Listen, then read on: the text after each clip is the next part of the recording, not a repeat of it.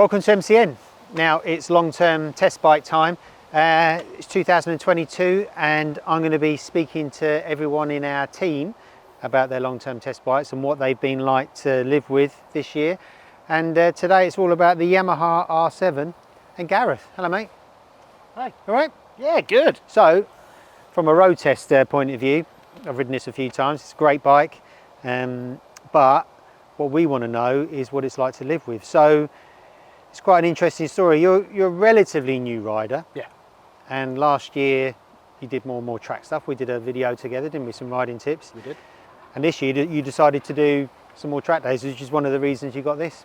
Yeah, absolutely. Yeah, I wanted to really learn how to ride sports bikes. So, you know, this is the first one I'd ever ridden, in fact, other than on that video last year. So, yeah, I felt very fortunate, but I thought I'd better get a project in line. So I decided I'll aim to try and ride all the British superbike tracks, all the bikes they race on, during this year. So that's what I've been up to. Ah, how did that go? Well, I managed it. So what tracks are they? So we did Cadwell Park, we did Brands Hatch, we did Donington, we did Silverstone, we did Alton Park, we did Thruxton, we did Knock Hill, and there's one missing, Snetterton. That's it.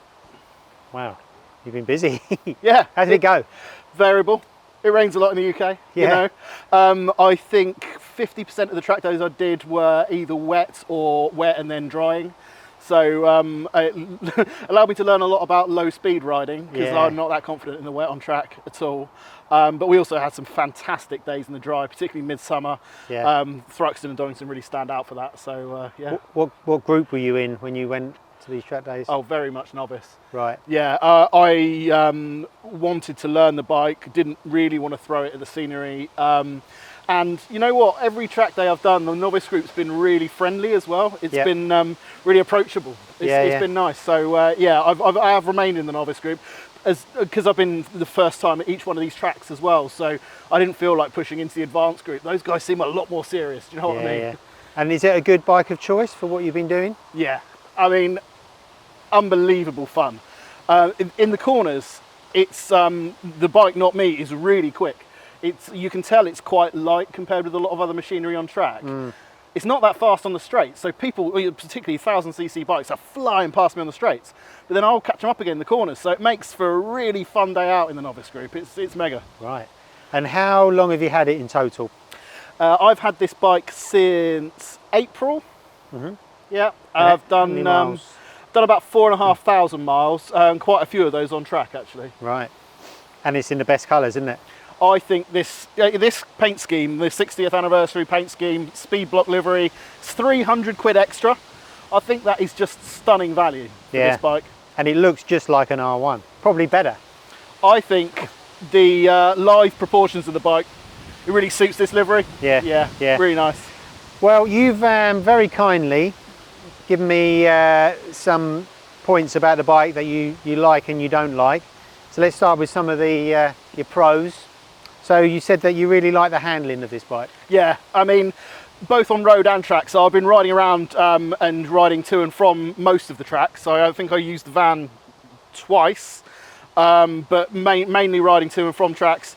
On the road, it's a lovely thing. It's really nice to dart in and out of traffic. You know, it is a sports bike, so the turning circle's quite big, but actually, it feels very nimble on the road. It's easy to change position. It's a really nice, approachable thing.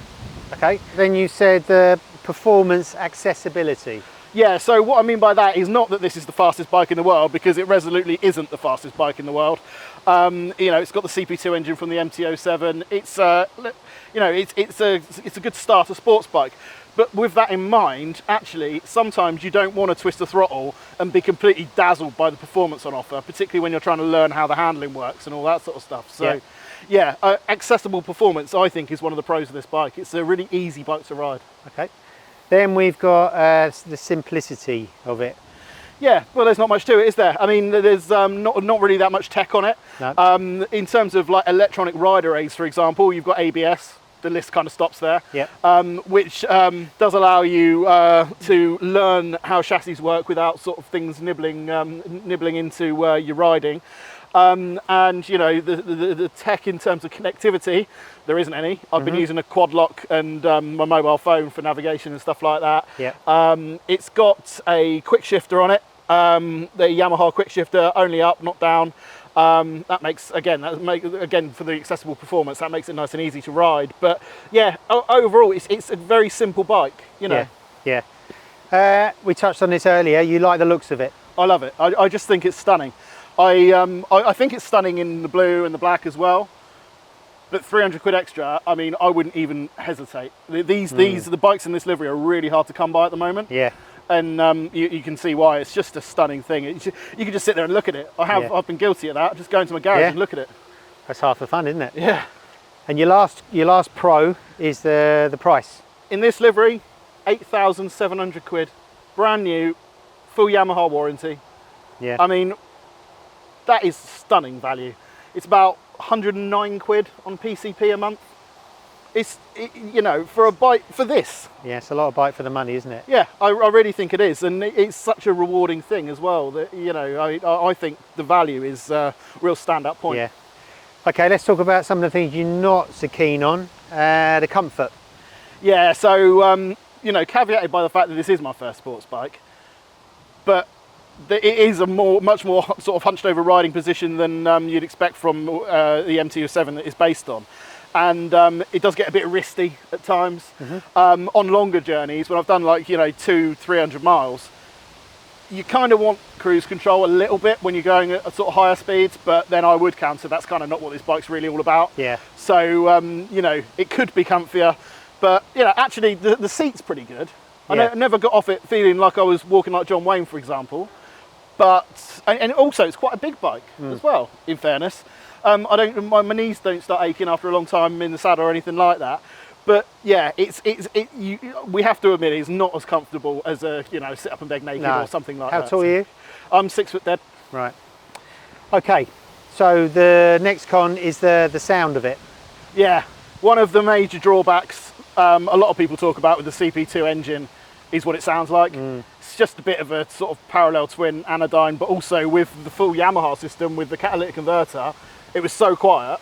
Even like one of my neighbours who rides a lot asked me if it was electric, genuinely, with a straight face. Wow. Yeah, so that had to change. So hence the Akrapovic full system from the engine back. Full system, no cat? It's got a cat in it. Right. Because you know what, I wanted to do the track day thing. I didn't want the noise testers to even look twice at me. So I thought we'll get the whole thing. And you know, this exhaust system, by the way, is a wonderful bit of kit. Yeah. The build quality is stunning. It went straight on like a stock part. Is there any performance gain from it? Negligible. Yeah, they claim something like a 1 brake horsepower and 1 pound-foot of torque, but because it's still got the cat in, so it's still restricted. Exactly. Yeah, but it does enhance the miles per mile considerably when you fit a different exhaust on it. Yeah.